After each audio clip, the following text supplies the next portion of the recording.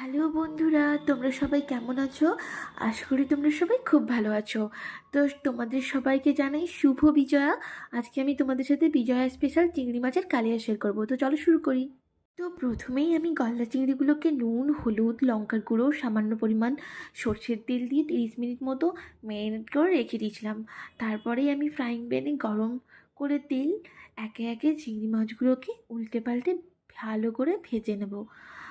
ভালো করে ভেজে নিতে হবে চিংড়ি মাছগুলোকে। তারপর আমি চিংড়ি মাছগুলোকে নামিয়ে নিলাম। দেখো চিংড়ি মাছগুলো কত সুন্দর পুরো ভাজা হয়ে গেছে। আবারও আমি ওই একই ফ্রাইং প্যানের মধ্যে কিছুটা সর্ষের তেল দিয়ে একটা লবঙ্গ, একটা এলাচ, একটা গোলমরিচ, হাফ দারচিনি, একটা শুকনো লঙ্কা, একটা তেজপাতা ভালোভাবে নেড়ে নিয়ে ওর মধ্যে দিয়ে দিলাম কিছুটা পেঁয়াজ কুচি। পেঁয়াজ কুচিটা সামান্য কিছুক্ষণ নেড়ে নিয়ে ওর মধ্যে আমি অ্যাড করলাম সামান্য পরিমাণ রসুন কুচি আর একটা কাঁচা লঙ্কা।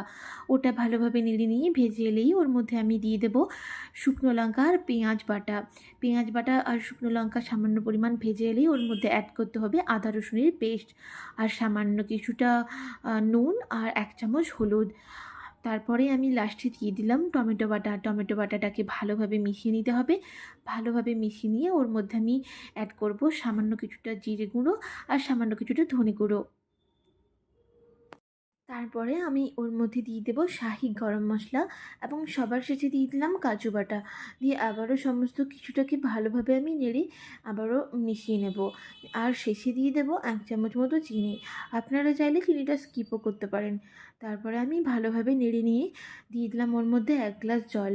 জলটা ফুটে এলেই ওর মধ্যে আমি গলদা চিংড়িগুলোকে দিয়ে ঢাকা দিয়ে দিলাম। 3 মিনিট পর আমি ঢাকা খুলে দিলাম। দেখতেই পাচ্ছেন আপনারা চিংড়ি মাছটা পুরো হয়ে এসছে। ওপর থেকে ধনেপাতা ছড়িয়ে দিয়ে মিশিয়ে নিয়ে আমি ঢেলে নিলাম। এরপরেই রেডি আমাদের চিংড়ি মাছের কালিয়া। তো গরম গরম সার্ভ করে খেয়ে ফেলুন। টাটা।